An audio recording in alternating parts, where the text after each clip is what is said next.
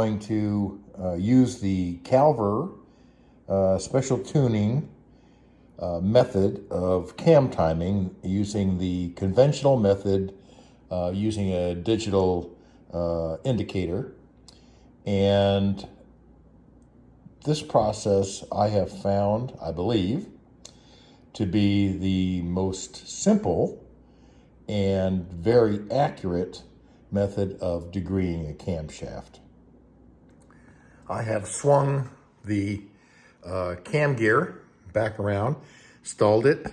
It slipped right on because the offset is really happening on the bottom part, not on the top part. And we can see that we are dot to dot. And this just needs to now, I need to put the retaining nut back on the cam gear and cinch that down, and we'll get the degree wheel mounted.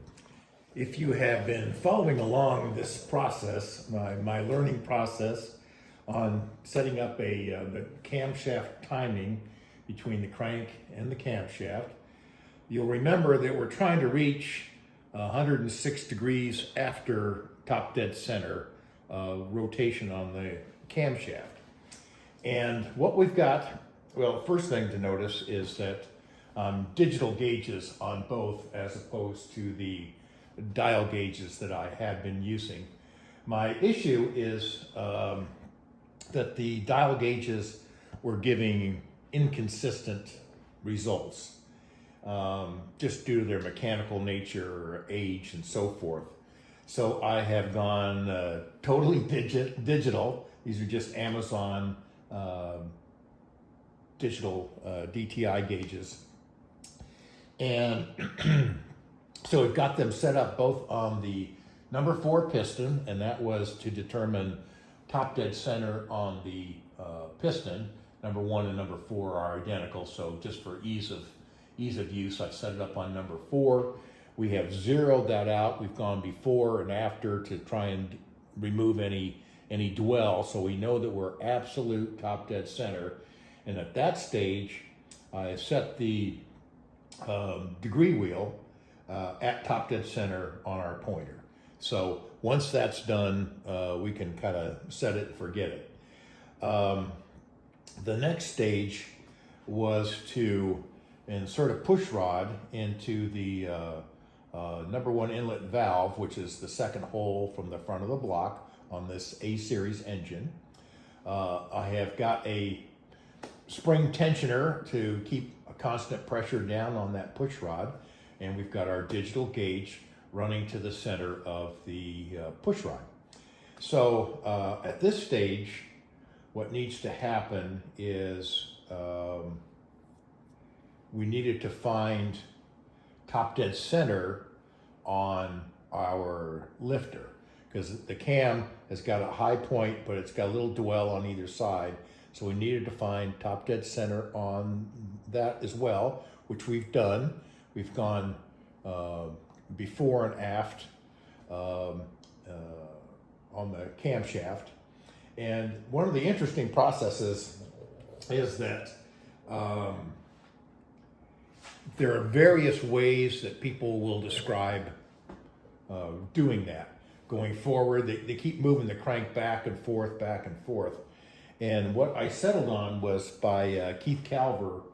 And what he does is he starts backwards. We crank this counterclockwise rotation, and then bring it forward, and never back up again. Just bring it forward, and that keeps tension over here on this part of the chain. There's a lot more slack over here and very little on this side. So we just use a clockwise motion, which is the normal rotation of the engine, and never back up. So we're trying to eliminate any variables in reading the degree wheel based on chain slack. So being at our highest point on the lifter, when I look at the degree wheel, it reads 95, and throughout all of my various testing procedures, this always seems to be the case where I'm at 5 degrees when I'm at top dead center on the cam, reading 5 degrees. So the process at this stage, let me turn this back on, and I'm zero on my gauge here. The process at this stage is to rotate counterclockwise. So we'll go, and it doesn't really make any difference. I'll stop at 41. So we've rotated it counterclockwise, and then we'll start moving the whole assembly, crank and cam. We'll start moving it clockwise until we reach 10 degrees. And we're kind of picking a number there. Doesn't really make any difference as long as you use a consistent number before and after. Okay, so we've reached 10 degrees on our gauge, and I'll come down and read the degree wheel, and I am now 5 degrees to the right of the 90 mark. So I am at 85 degrees.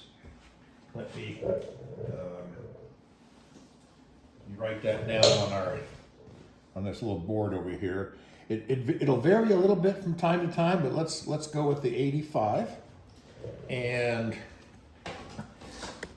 the difference in this method is that from some of the other folks is they'll go back and do some various other things. This case will always go in a clockwise motion. So I'm going to go. We'll get to 0, and then we'll just keep on going until we reach. Here we go. We reach 0 until we get to 10 on this side, and I'll come down and I'll take a reading. So now we're at 90, 100, 110, 120, and we are at 127. So let me add that. 127 on our board, and we add 127. We'll add those, so 7 and 5, 12, 9, 10, 11. Carry the 1 to 12. Divided by 2 is 106 degrees. And that is exactly where we need to be. I've done this before, and I'll get slightly 105, 105 and a half. In this case, it came out exactly at 106. 106 is our target measurement, so we are done.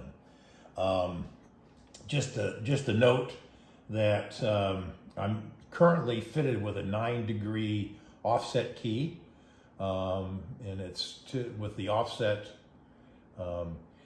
It gets described various ways. Whether the offset is that way, the top portion will be to the right, and the bottom to the left.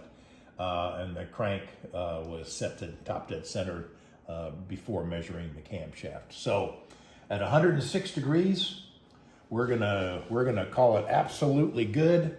Even if we are at 105, 105 and a half, that's certainly within tolerance. So that's where we're going to leave it.